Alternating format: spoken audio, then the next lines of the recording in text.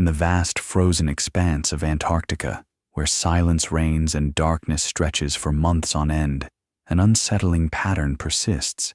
Expeditions ventured into this icy abyss vanish without a trace. Why do these daring journeys, equipped with the latest technology and brimming with human tenacity, simply disappear? What shadows lurk beneath the endless white swallowing teams whole and leaving the world to wonder if they ever truly existed at all? Tonight, we delve into the chilling enigma known among explorers and historians as vanished stories. Tales of brave souls who dared the last frontier only to become echoes lost in swirling snowstorms and unyielding cold. This is not just a story of frostbite and survival against nature's wrath. This is a mystery stained by silent secrecy and unanswered questions that haunt the frozen continent. Our journey begins in the early 20th century, a time when the race to conquer Antarctica captured imaginations worldwide. Nations sent their finest explorers heroes, clad in thick wool faces, weathered by relentless winds to chart the unknown. It was an era of both hope and hubris, with wooden sledges and primitive equipment pitted against one of Earth's most formidable landscapes. Remote stations were established, each promising to unlock secrets buried beneath miles of ice. Yet amid this aura of adventure and discovery, a dark undercurrent took hold. These expeditions were no stranger to peril, frostbite, scurvy, and starvation claimed many. But something else more sinister and unfathomable seemed to be at play. Over decades, dozens of teams would lose contact. Their routes inexplicably altered their camps, abandoned their members never seen again. Radio transmissions ceased abruptly. Search parties found nothing but cryptic signs, footprints ending in fresh snow sled dogs unleashed, and running wild gear scattered in patterns too strange to dismiss. These were not mere accidents of nature. The continent held secrets that no map could reveal. Antarctica is a land of extremes, the coldest, driest, and highest continent on Earth. Its environment is both majestic and merciless. Winds howl like banshees across desolate ice plains. Blinding whiteouts reduce visibility to mere inches. Temperatures plunge far below what any human body can endure. It is a place of profound isolation where the simplest misstep can mean death. Yet the stark beauty and scientific promise continue to draw the brave and the curious alike. By the mid-20th century, international treaties and scientific research stations dotted the icy landscape, but the disappearances persisted, casting a shadow over all efforts. Families waited for news that never came. Governments raised questions and then silenced their own investigations. Was it simply the cruelty of nature? Or was there something more, the unknown forces, hidden dangers, or even deliberate cover-ups? Tonight, we unravel the mystery of expeditions that never returned from Antarctica. We will peel back the layers of history, examining first-hand accounts, diary entries frozen in time, and the dark theories whispered in hushed corners. Prepare to enter a world where human resilience meets unrelenting cold, and where some stories vanish as quickly as the wind scatters snow. What lies beyond the horizon of the last white wilderness?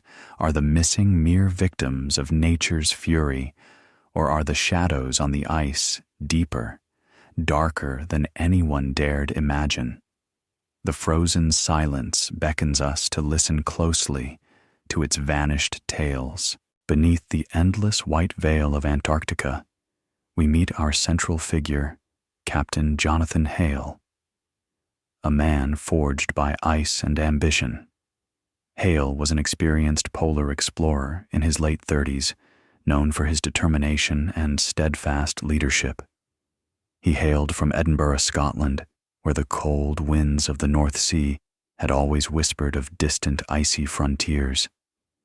His life was one of disciplined routine early mornings, training in sub-zero simulators, nights poring over maps and meteorological charts, and days spent planning precise routes through treacherous terrain. Jonathan's demeanor was quiet, yet resolute. His colleagues described him as methodical, a man who inspired confidence, but never allowed complacency. He had single-handedly survived 3 harsh expeditions in the Arctic, earning a reputation for his unwavering calm amid crisis. To him, Antarctica was the ultimate challenge, a final test of human endurance. His team was hand-picked, a small crew of 6 men and 2 women, all specialists in fields ranging from geology to radio communications. Each was selected for their unique skills and ability to withstand the mental and physical extremes of the polar environment. The year was 1963, in the heart of the Cold War. Antarctica had become a strategic zone of scientific espionage and international rivalry. The British research station Hale Base was operational, but precariously perched on a shifting ice shelf surrounded by yawning crevasses and eternal storms. The isolation was suffocating. Radio contact was sporadic, dependent on weather and solar interference. The base itself was a collection of austere shelters linked by frozen pathways, marked only by flagpoles and faint tracks in the snow. Daily life at Hale Base was regimented, yet fraught with tension.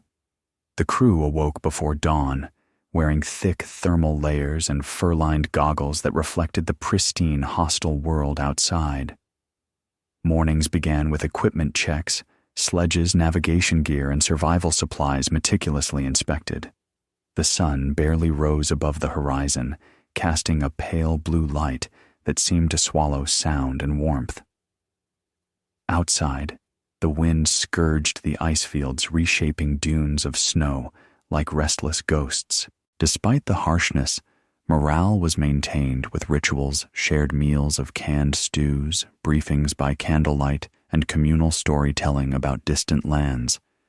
Yet beneath the surface, isolation bred anxiety.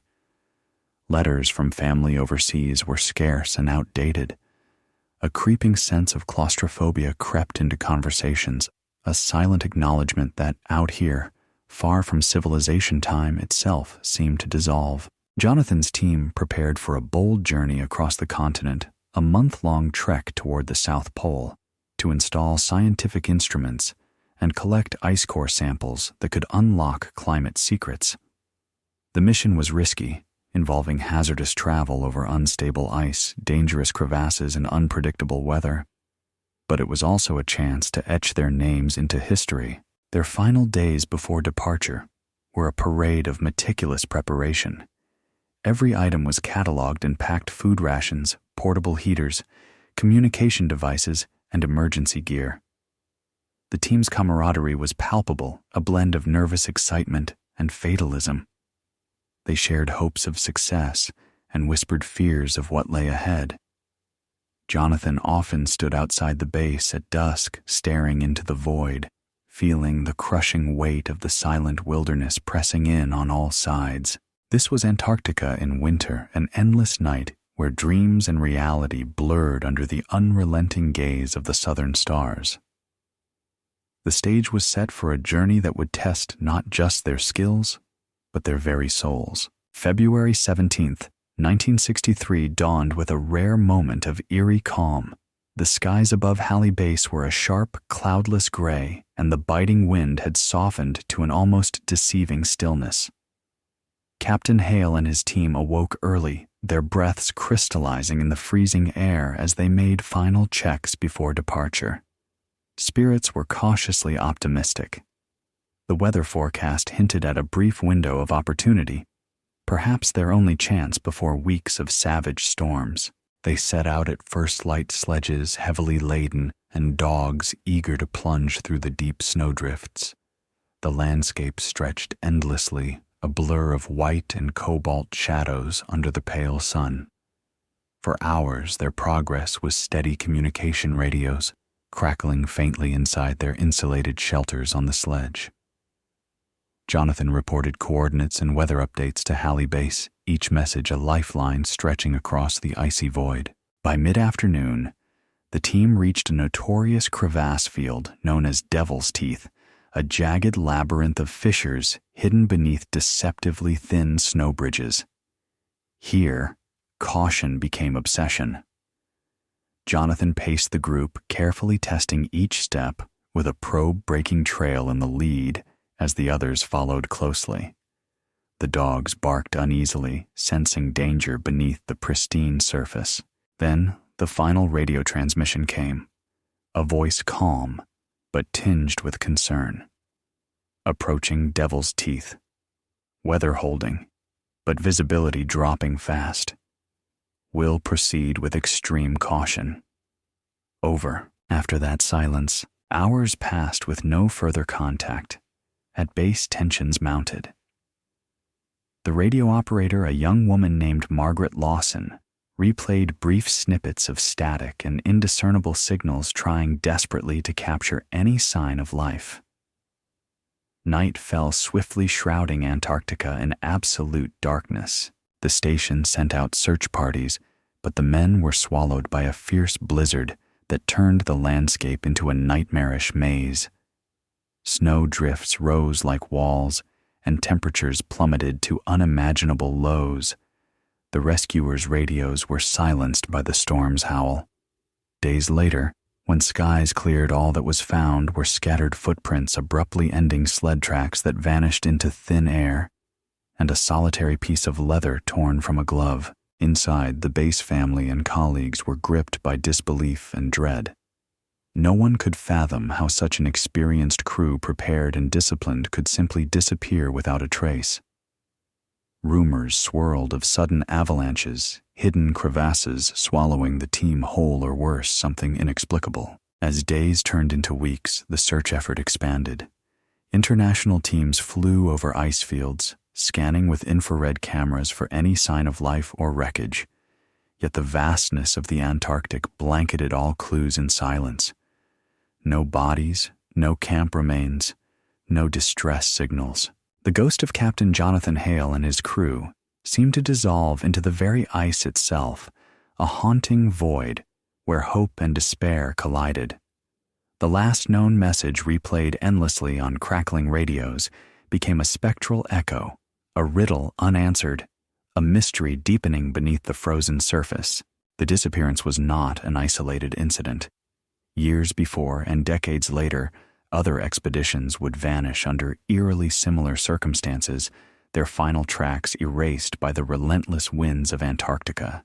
What force could wield such merciless power? Was it merely nature's cruelty? Or was there something darker lurking beneath the ice, watching and waiting? Following the disappearance of Captain Hale and his team, what began as a routine rescue mission soon morphed into an obsessive quest spanning nations and decades. The British Antarctic Survey, along with the Royal Navy and the United States Navy's Operation Deep Freeze, launched extensive search operations, yet the continent guarded its secrets jealously. Search parties combed the region by foot and air, tapping sonar instruments to probe beneath the icy crust. Helicopters buzzed across the white horizons, their pilots scanning for any signs of camps or frozen bodies.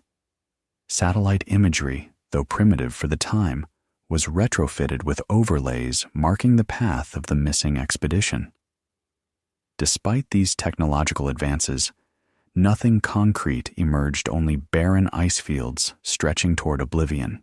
Back home, the families clamored for answers. Margaret Lawson, who had operated the base's radio controls, became a bridge between isolated Halley and the waiting world. Her interviews with the press painted a picture of stoic bravery and sudden calamity. She spoke of the radio transmissions cutting off mid-sentence, of a stark, wordless dread that settled over the base. Yet her words offered little comfort. Media coverage waxed and waned over the years. Initial headlines screamed of disaster in the most remote place on Earth. Lost in the white void, Antarctic expedition vanishes without trace. Documentaries aired, drawing public fascination. But as leads dried up, public interest faded. The mystery slipped beneath layers of bureaucratic report and classified files, some of which would not be declassified for decades. Among the scattered evidence, several puzzling fragments emerged. A damaged compass found 50 kilometers off course, a partially melted thermos bottle with dried blood inside, scratched cryptic symbols etched into ice shards as if warning or pleading. However, none could be conclusively linked to Hale's party. Investigators interviewed survivors from previous expeditions, radar operators and researchers who had ventured near Devil's Teeth. Many spoke of eerie phenomena, strange lights flickering in the sky during storms, sudden drops in temperature beyond predicted models, compasses spinning erratically. Some spokesmen whispered of whiteouts so intense they seemed alive, moving waves of snow that appeared and vanished at will. Despite exhaustive efforts, the trail to Captain Hale's fate and that of his crew frayed into silence. The official inquiry concluded that an unpredictable natural disaster, a crevasse collapse or sudden blizzard, was likely responsible. But this failed to satisfy those who knew the men's discipline and experience. A few skeptics argued for darker explanations. Classified documents hinted at experiments involving secret equipment and undisclosed missions, but those led nowhere. The continent seemed to swallow all truth whole, as if the very ice conspired to keep its victims hidden. The search for answers turned into a haunting echoing of the initial disappearance, a cycle of hope and frustration against Antarctica's inexorable cold.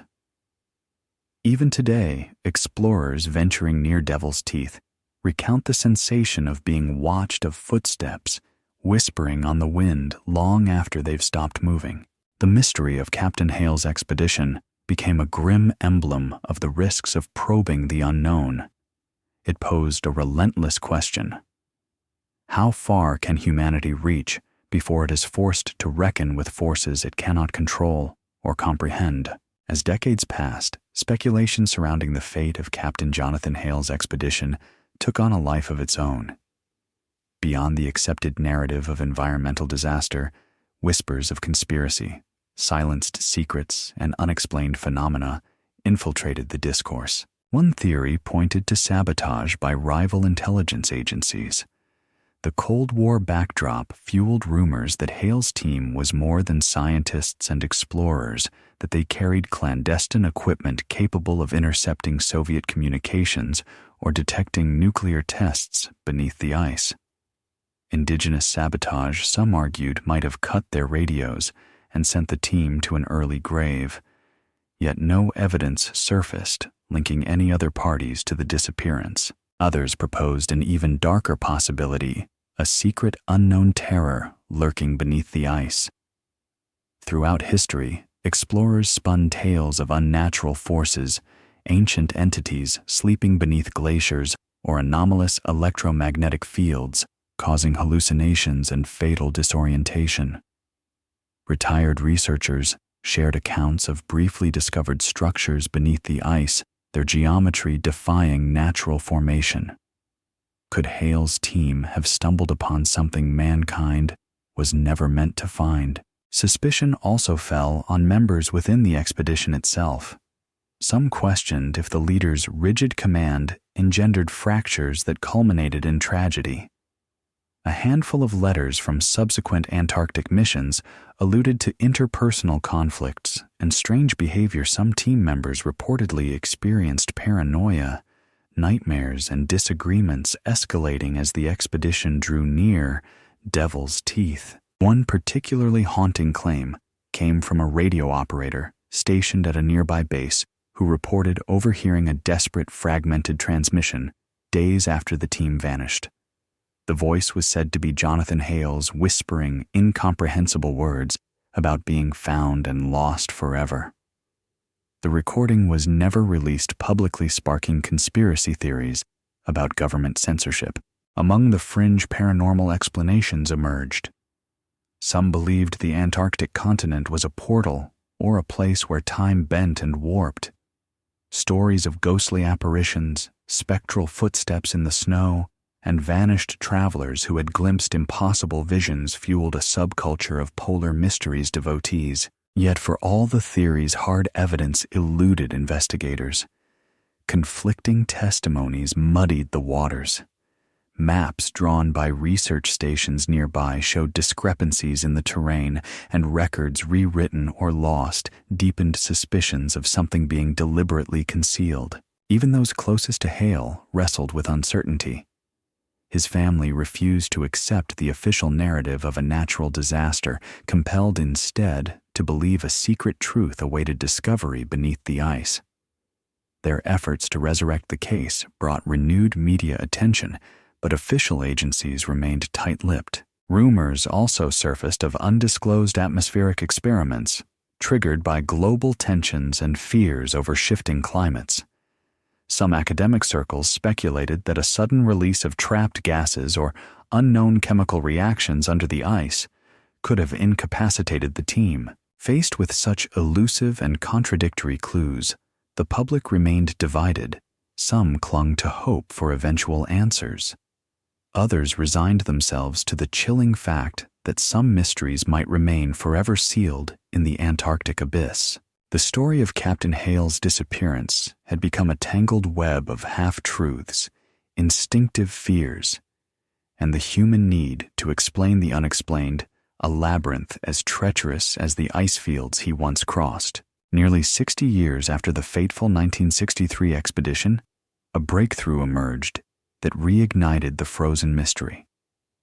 In 2021, a team of climate scientists surveying ice melt near the Hale base site uncovered something extraordinary buried under a recently exposed crevasse. Amid the jagged walls of ice encased in resilient permafrost, they found remnants of a small, weather-beaten camp, a tent frame, a collection of personal effects, and remarkably several intact journal pages.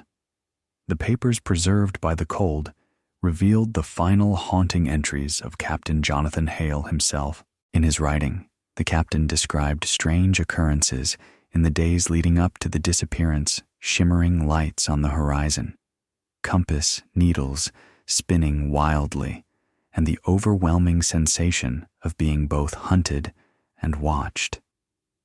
More chilling was his repeated mention of a whisper in the wind, a voice that called to him and others with promises of escape or oblivion. Alongside the journals, forensic analysis identified traces of an unknown mineral compound on some equipment, a substance not catalogued in Antarctic geology, and suspected to possess unique electromagnetic properties. Hypotheses arose that this mineral might interact with the planet's geomagnetic fields, causing distortions and hallucinations. Had the team's equipment inadvertently disturbed a hidden geological anomaly, triggering devices, perhaps even the explorers themselves, to vanish? Further excavation revealed the skeletal remains of 2 sled dogs, their harnesses intact, but frozen mid-motion, as if startled by unseen forces. Several tools bore deep gouges and scorch marks, inconsistent with natural wear, suggesting a sudden violent event. The scientific community was stunned, and several governments reopened investigations, though access to newly uncovered areas remained restricted, hinting at continued secrecy.